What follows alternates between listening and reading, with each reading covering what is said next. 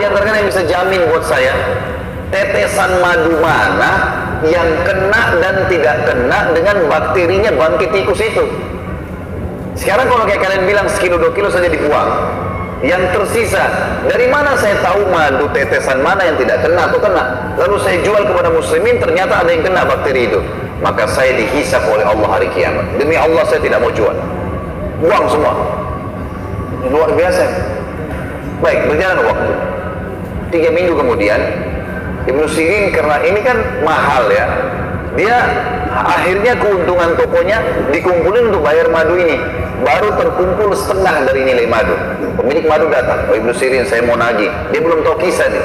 Kata Ibnu Sirin, "Madumu sebenarnya 3 pekan yang lalu tuh dimasukin tikus, saya buang karena saya takut menipu muslimin. Nanti Allah akan hisab saya. Jadi saya belum punya uang cash, baru setengahnya. Kalau kau mau ambil setengah ini dan ambil barang, kalau mau ambil barang saya yang senilai, silakan." Bijak sekali kan? Kata orang itu, "Enggak, saya mau cash." Dan Ibnu Sirin belum ada. Kata dia, "Baiklah, saya kasih tempo lagi 3 minggu lagi ke depan." Berjalan 3 minggu, ternyata Ibnu Sirin juga dengan hikmah Allah, barang yang dijual di tokonya cuma bisa terkumpul 3/4 saja. Uang cash cuma 3/4 saja, belum bisa semuanya. Kata orang ini, "Kalau begitu Ibnu Sirin, saya akan lapor ke hakim pengadilan." Kata Ibnu Sirin, "Laporkan, silakan." Dilaporlah, hakim tahu siapa Ibnu Sirin, ini ulama besar. Ditanya, "Ada apa wahai Ibnu Sirin?"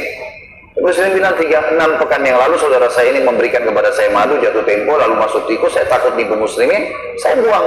Lalu saya kumpulin duit, baru 3/4 dari nilai madu itu. Sisanya kalau dia mau diambil barang, tapi dia nggak mau, dia mau cash." Hakimnya balik kepada pemilik madu, "Bagaimana pendapat kamu?" Dia bilang, "Saya mau cash." Saya udah bilang sama Ibnu Sirin dari awal, saya mau cash. Ya salah dia, kenapa dia nggak bisa kumpulin, kenapa madu dibuang, kenapa begini dan seterusnya. Kata hakim balik Ibnu Sirin, "Wahai Ibnu Sirin, hukum agama kita dan hukum pemerintahan kita menyatakan Anda harus kami tahan sampai Anda bisa membayar. Penjara nih." Kira-kira teman-teman kalau Anda di posisi Ibnu Sirin, mungkin kita merengek-rengek, "Maafin saya, nanti saya usahakan." Ibnu Sirin beda, dia bilang, "Penjarain saya pantas untuk dipenjara. Penjara saja." Nah, masuk penjara, penjaga penjaranya, kepala penjaga penjara, teman-teman tahu Ibnu Sirin. Lalu dia datangi, dia mengatakan, "Ibnu Sirin, saya ini kepala penjara. Semua yang masuk dan keluar di sini itu atas jaminan saya. Kalau saya ACC, kalau kita sekarang tanda tangan, izinkan, boleh keluar. Saya sekarang tanpa Anda minta, saya izinkan. Malam hari silakan pulang ke istri anak Anda, pagi datang lagi ke sini." Kira-kira kalau antum di posisi Ibnu Sirin, pulang atau tinggal di penjara? Ibnu Sirin bilang apa? Rahimahullah. Beliau mengatakan, "Tidak, demi Allah, saya tidak akan mendukung kamu melanggar peraturan pemerintah. Saya akan tinggal di sini sampai Allah memberikan jalan keluar." Ternyata karena keteguhan pada kebenaran ini, teman-teman sekalian, membuat apa? Tersebar berita satu Irak, Ibnu Sirin lagi hadapin masalah. Masyarakat Muslim kumpulin duit, mau bantu Ibnu Sirin nih. Uang yang terkumpul, teman-teman sekalian, cukup untuk membayar utang Ibnu Sirin yang 1 gentong madu tadi yang dibuang itu, plus lebihnya bisa beli 10 gentong madu yang lain. Allah kasih gantinya. Komitmen sebentar saja dalam kebenaran, ada jalan keluar. Fa inna ma'al usri yusra. Memang begitu. Inna ma'al usri yusra. Di setiap ujian ada kemudahan. Pasti di kesulitan ada kemudahan, kata Allah. Komitmen iman harus yakin. Gak bisa kita ragu dengan masalah itu. Orang kalau sudah tahu Tuhannya seperti itu, teman-teman sekalian. Dalam kisah yang lain, Ibnu Sirin rahimahullah, beliau pernah mendengar ada satu anak muda lagi mencaci maki Hajjaj bin Yusuf. Kalau teman-teman belum tahu Hajjaj bin Yusuf ini, nama ini kalau dalam buku-buku sejarah Islam udah divonis buruk sekali. Karena orang ini dia panglima perang lah kalau kita sekarang ya. Mungkin menteri pertahanan gitu kan, jenderal perang khilafah Umayyah pada saat itu. Tapi orang ini agak zalim. Zalimnya itu kalau ada orang tidak sepaham sama dia dibunuh. Mau ulama pun dibunuh semua sama dia. Sahabat Nabi dia nggak peduli. Hajjaj ini yang membunuh Abdullah bin Zubair, sahabat Nabi Rumano. Dia membunuh di Mekah. Habis dibunuh disalib sama dia. Orangnya kejam sekali gitu. Ini kan cerita teman-teman sekalian. Hajjaj bin Yusuf ini Karena buruknya perbuatannya, banyak orang yang cerita buruknya. Kayak mungkin kita sekarang kalau ada presiden, ada menteri, ada siapa, orang pada gosipin di jalanan. Ini teman-teman yang suka gosip, ambil pelajaran. Ibnu Sirin lewat, dengar anak muda lagi caci maki, Hajjaj itu begini, begitu, begini. Apa kata Ibnu Sirin? Perkataannya begini, sah ya bna akhi. Sah itu artinya, diam kau hai saudaraku. Diam, sekarang kamu diam. Fa innal Hajjaj aqbala ila rabbih. Sesungguhnya Hajjaj yang sedang kamu ceritain itu sedang menuju ke Tuhannya. Dia sedang menuju kepada kematian. Wa innaka innama taqdumu 'ala Allahi yaumal qiyamah. Dan kau juga sedang menuju ke Tuhanmu. Kau sama dia sedang sama-sama menuju kematian. Dan pasti kamu dan dia pada hari kiamat dipertemukan oleh Allah. Di mahsyar ketemu nih. Apa kata Ibnu Sirin nasihatnya? Satajid anna ahkaradz dzamb min dzunubika asyarru ala nafsika min a'zam fa'alahu Hajjaj. Pada saat nanti kamu sedang antri ditimbang amalmu dan Hajjaj masih nunggu untuk ditimbang. Pada saat kau sedang hadapi timbangan amal itu, Hajjaj lagi nunggu belum ditimbang, kau akan temukan dosa yang paling kecil yang kau lakukan lebih berat di sisi kamu daripada dosa terbesarnya Hajjaj. Paham maksudnya? Jadi kalau kau lagi ditimbang amalmu nanti, dosa kecil pun bisa berbahaya buat kau, bisa masuk neraka. Itu pada saat ditimbang amalmu kau lebih takutin daripada dosa terbesarnya Hajjaj. Karena Hajjaj belum ditimbang amalnya. Itu artinya kamu hati-hati. Perbuatanmu sendiri bisa menyelamatkan, bisa menjerumuskan kamu. Lalu dibilang oleh Ibnu Sirin rahimahullah, "Falikulli imri'in sya'nun yughni." Setiap orang bertanggung jawab terhadap apa yang dia lakukan.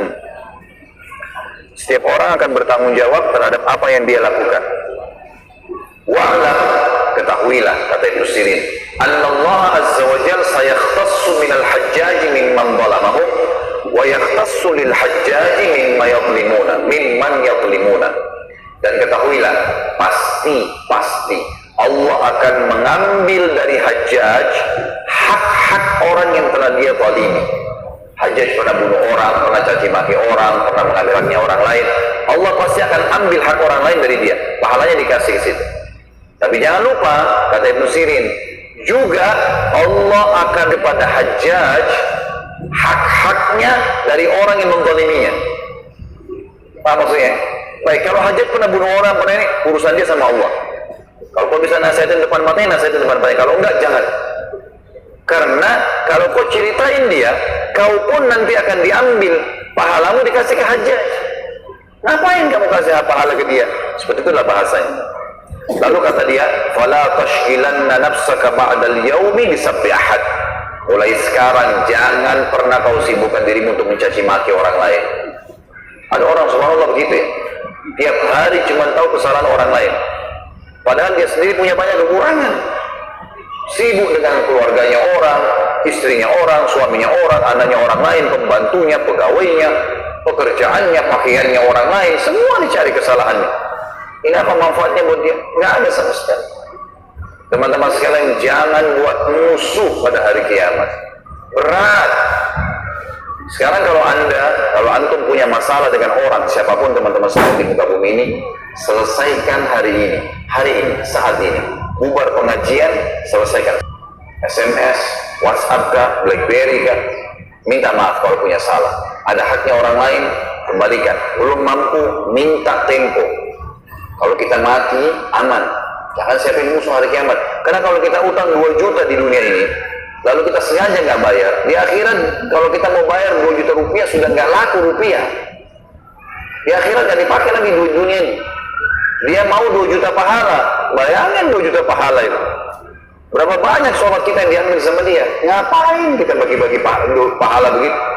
Kita butuh pahala, kalau setengah pahala kita butuh. Makanya Imam Bukhari rahimahullah pernah mau berburu sama teman-temannya. Sementara nunggu teman-temannya datang, beliau latihan panah di halaman rumahnya. Anak panahnya kena pagar tetangga, tercul sedikit.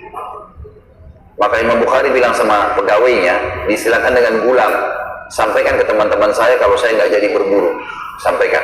Setelah balik pembantunya, namun dia bilang, sampaikan kepada tetangga di sebelah, kalau tadi tidak sengaja, ya Bukhari ini, Muhammad namanya, Muhammad ini memanah, kena pagarnya, tercuil sedikit. Berapapun dia minta gantinya, saya akan ganti. Pembantunya Bukhari pergi ke sebelah. Ada salam dari Syekh Muhammad gini. Tadi dia memanah, kena pagar Anda, dan dia bersedia menggantinya. Kata tetangga itu, mana? Dilihatin, sedikit tercuil. Tetangganya, jangankan pagar ini, rumah saya buat dia. Ini Imam Bukhari, ulama besar. Udah, ini rumah saya buat dia, nggak masalah, saya maafin.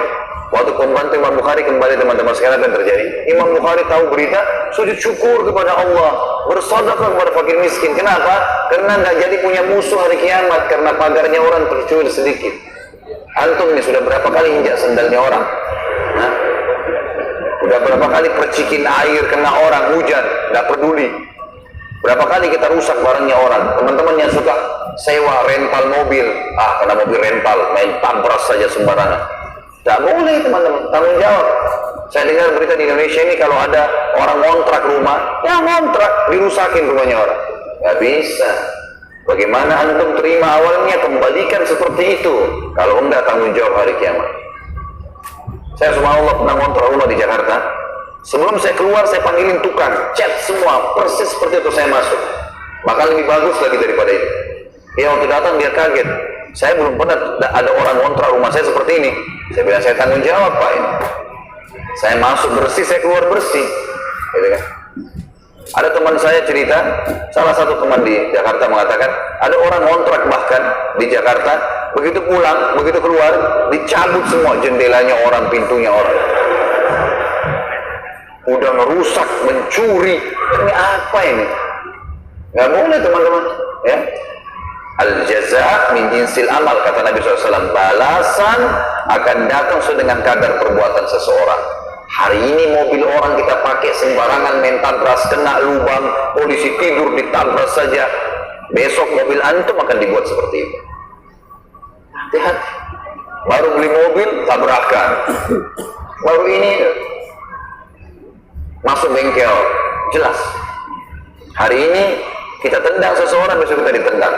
Kama tadinu tudan, kata Nabi SAW. Sebagaimana kau berperilaku, kau akan diperilakui. Jadi teman-teman sekalian, jangan, hati-hati. Allah maha mengawasi dan mengontrol. Kisah yang kedua, teman-teman sekalian, adalah kisah Hasan Basri rahimahullah. Hasan Basri ini pernah satu waktu lagi jalan mengantar jenazah. Sambil mengantar jenazah, Imam Hasan Basri sempat, teman-teman sekalian, berzikir. Subhanallah, alhamdulillah, wa la ilaha illallah, Allahu akbar. Ada anak muda di sebelahnya nanya, wahai imam, kalau imam kita sekarang kiai, wahai imam, kenapa anda berzikir? Mau tahu? Ini kan ulama. Kok bisa? Memang ada sunnahnya orang antar jenazah sambil berzikir gitu kan? Kesannya begitu. Maka kata Hasan Basri, hai anak muda, saya mau tanya, kalau jenazah ini tiba-tiba hidup sekarang, apa yang dia buat? Apa yang akan dia lakukan dari amal soleh? Kata anak muda itu, dia akan sholat, dia akan puasa, dia akan bakti sama orang tua, dia akan sedekah. Kata Hasan Basri, kenapa kau bilang seperti itu? Dia bilang, karena dia sudah tahu sekarang, kalau orang mati tahu pentingnya amal soleh. Baik, apa dia akan buat dosa, kata Hasan Basri?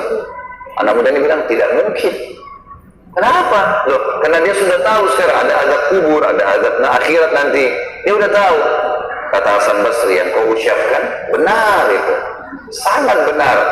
Tapi ketahuilah anak muda, bahwasanya jenazah ini tidak akan pernah hidup selamanya. Nasihatnya adalah, dan jadikan dirimu seakan-akan jenazah ini yang Allah hidupkan sekarang dan masih bisa beramal soleh. Karena orang ini tidak mungkin.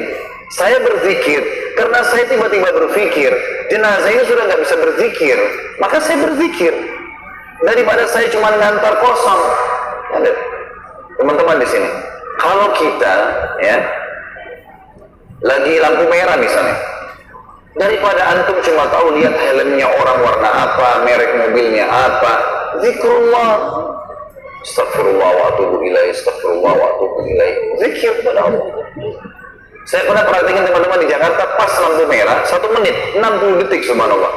Saya cuma mau tahu, saya ambil mushaf, ada Quran di dashboard mobil saya ambil, saya buka, saya bisa baca setengah halaman. 1 menit bisa kita baca. Ternyata kalau kita maksimalkan waktu itu luar biasa. Saya pernah pakai 1 menit istighfar, bisa 100 kali. Caranya astagfirullah wa atubu ilaih, astagfirullah wa atubu ilaih, astagfirullah wa atubu ilaih. Yang paling ringkas, gitu kan? Salawat juga begitu, Allahumma shalli ala Muhammad, Allahumma shalli ala Muhammad, Allahumma shalli ala Muhammad. Bisa kita gunakan. Lagi beli barang di supermarket, ya. Bahkan teman-teman saya didik diri saya coba diri saya, dan saya sampaikan ke jemaah saya di Jakarta. Teman-teman sekalian, buka baju saja dan mau pakai baju itu bisa dapat pahala, zikir. Dan kalau bisa fokus di 2 saja, astagfirullah dan alhamdulillah. Astagfirullah bersihin dosa, kesalahan kita. Alhamdulillah password nambah nikmat. Itu saja. Alhamdulillah, alhamdulillah, alhamdulillah. Terus ucapkan kalimat itu. Isi dengan ibadah, teman-teman. Syekh bin Baz, salah satu ulama di Saudi, mufti Saudi, itu diceritakan oleh murid-muridnya.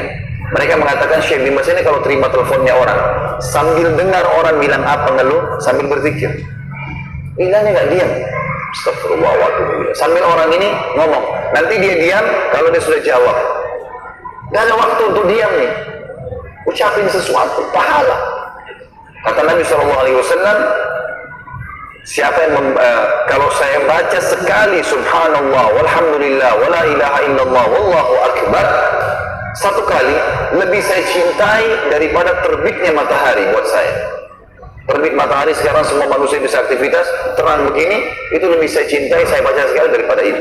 Kata para ulama, maksudnya adalah kalau orang membaca 1 kali subhanallah alhamdulillah wala ilaha illallah wallahu akbar, Allah akan kasih pada hari kiamat sesuatu yang membuat dia terkagum-kagum, mengalahkan terkagumnya dia dengan terbitnya matahari. Kata Nabi SAW, la hawla wa la quwata illa billah, harta karunnya surga. Kata para ulama hadis, maksudnya adalah orang kalau di depan istananya nanti, kalau dia baca la haula wa la quwata 1 kali, Allah akan buka tanah surganya, terbuka, keluar sebuah sesuatu hadiah buat dia, seperti harta karun, dibuka, menyenangkan hati dia. Entah apa isinya, Allahu a'lam. Tapi kata Nabi SAW begitu. 2 kalimat yang ringan di lidah, berat di timbangan hari kiamat, dicintai oleh Allah. Subhanallahi wa bihamdi, subhanallahil azim. Kata Nabi SAW, siapa yang membaca salawat untuk 1 kali, Allah membaca salawat untuknya 10 kali. Maksudnya Allah tambahkan rahmat dan pengampunan terhadap dosanya, rahmat atas kebutuhannya dan pengampunan dosanya dengan 1 kali baca salawat. Kenapa nggak baca? Allahumma shalli ala Muhammad, Allahumma shalli ala Muhammad. Ini kita bicara yang ringkas dan simpelnya. Tentu ada lafaz-lafaz yang lebih panjang, gitu kan? Contoh saja. Jadi gunakan teman-teman sekalian. Ini nasihat Hasan Basri yang sangat berharga sekali. Bagaimana dia memberikan nasihat kepada anak muda tadi. Kisah yang ketiga teman-teman sekalian adalah kisah Atha bin Abi Rabah. Atha bin Abi Rabah ini teman-teman sekalian adalah salah satu ulama Mekah. Ulama ini teman-teman sekalian secara fisik memiliki kekurangan secara fisik. Dan ulama menulis dalam buku-buku tentang fisik beliau bukan untuk menjatuhkan dan bukan untuk menceritakan aib. Tapi justru ini adalah kelebihan. Beliau orangnya kurus, kulitnya hitam, rambutnya keriting, mata kanannya rusak, kaki kanannya pincang. Mantan budak. Tapi Atha bin Abi Rabah dapat julukan teman-teman sekalian, ya, dapat julukan ulamanya, alimnya ulama. Ulama-ulama tabi'in banyak menanyakan fatwa sama Atha bin Abi Rabah. Luar biasa orangnya. Abu Hanifah sendiri mengakui kalau beliau belajar dari tukang cukurnya Atha. Abu Hanifah imam mazhab ya. Abu Hanifah pernah bilang, saya belajar dari tukang cukurnya Atha 5 hal. 5 hal. Dia bilang waktu saya sudah selesai umrah, lagi mau tahallul, saya datang kepada satu tukang cukur di situ, di dekat Masjid Haram. Lalu kemudian saya tanya, pertanyaan saya, berapa bayaran kamu? Berapa saya bayar cukur ini? Kata tukang cukur itu, hai saudaraku, bertakwalah sama Allah. Ini ibadah. Kamu lakukan ibadah, tahallul cukur rambut ini bukan cukur biasa loh. Kamu baru selesai umroh, ibadah. Saya pun mencukur kau ibadah. Jangan tanya nilainya, kasih sesuka kamu. Kata Abu Hanifah, saya dapat pelajaran benar nih, ibadah nggak boleh ada nilainya. Udahlah, gitu kan? Allah akan balas. Baik. Dia bilang yang kedua, hukum yang saya belajar, saya begitu duduk, saya asal duduk saja. Kata tukang cukurnya, hai fulan, ya, menghadap kiblatlah, Ka'bah depan matamu. Kamu sekarang sedang tahallul, alangkah baiknya kau hadap kiblat gitu. Dia bilang, baik loh, saya lakukan. Saya juga dapat pelajaran lain nih. Yang ketiga, saya memberikan sisi kiri kepala saya untuk cukur. Nih, sisi potong dari sini. Kata dia, bertakwalah kepada Allah. Sunnah Rasulullah SAW, cukur sebelah kanan. Mulai dengan kanan, jangan kiri. Kata Abu Hanifah, saya dapat hukum yang ketiga nih. Memang harus mulai dengan kanan. Nabi SAW gemar dengan sisi kanan. Yang keempat dia bilang, begitu saya lagi dicukur, saya diam aja. Abu Hanifah bilang, saya diam. Tukang cukurnya bilang, hai fulan, jangan diam, zikrullah, kau lagi ibadah, ngapain kamu diam? Kata Abu Hanifah, saya dapat ilmu yang keempat nih, dari tukang cukur gitu. Begitu selesai cukur, dia bilang, saya lalu bayar, saya mau pergi. Dia bilang, sebentar fulan, kau mau kemana? Ini hukum yang kelima. Kata dia, saya mau pulang. Dia bilang, sebentar, kau baru selesai cukur tahallul. Sunnah Rasulullah berdoa. Doa habis umrah itu berdoa. Mustajab doa kamu itu. Abu Hanifah bilang, mengatakan saya dapat ilmu. Tapi saya lihat wajahnya tukang cukur ini bukan seorang alim. Kelihatan dari wajahnya orang biasa, bukan ulama gitu kan.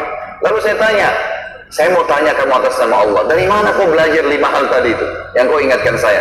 Dia bilang, dulu waktu saya mencukur Atha bin Abi Rabah, Atha bin Abi Rabah ngajarin saya itu. Atha bin Rabah sudah meninggal nih. Abu Hanifah belajar 5 fikih masalah tahallul, di tahallul gara-gara tukang cukurnya Atha. Bayangin luar biasanya berkahnya ilmunya Atha ini. Atha sudah meninggal nih. Ini contoh saja. Atha bin Abi Rabah ini teman-teman sekalian punya banyak kisahnya dan unik-unik kisahnya gitu. Tapi salah satunya adalah Atha bin Abi Rabah ini pernah satu waktu dikeluhkan, datang orang-orang Mekah mengeluh pada beliau. Keluhan-keluhan banyak sampai kepada beliau. Maka Atha bin Abi Rabah niat mau datang menuju ke khalifah. Khalifah didatangi waktu itu. Datanglah Atha bin Abi Rabah, dia naik keledai sampai ke depan istananya khalifah. Dari Mekah teman-teman ke negeri Syam, zaman itu 1 bulan dengan kuda yang paling cepat. Kan ibu kotanya Khilafah Umayyah waktu itu di Damaskus, ibu kota Syria. Dari Mekah ke Damaskus ini 1 bulan dengan kuda tercepat. Dia naik keledai bisa 2 bulan. Dia pergi ke istananya khalifah untuk menyampaikan masalahnya muslimin. Ringkas cerita, tiba di istananya khalifah. Begitu dia mau turun dari keledainya, rupanya ada kereta kencana. Kalau kita sekarang mungkin mobil Alphard. Kereta kencana datang dengan 6 ekor kudanya, keretanya mewah.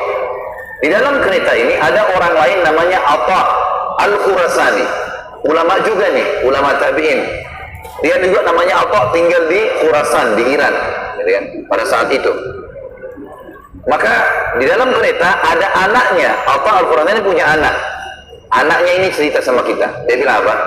Saya melihat ayah saya turun dari kereta kencana mendatangi seseorang yang kulitnya hitam, mata kanannya rusak, kaki kanannya pincang, bajunya jubahnya besar, imamahnya sudah tua. Maksudnya Atha bin Abi Rabah. Dan kata anaknya kata Khurasani, belum pernah ayah saya turun dari kereta kencana temuin orang, belum pernah. Selalu orang lain datang, karena ini juga ulama besar, selalu didatangi oleh orang-orang itu. Tapi baru kali ini ayah saya keluar. Saya heran, siapa orang ini? Dan dia bilang, saya belum pernah menemui ada orang seperti itu, seburuk itu penampilannya. Dia nggak tahu.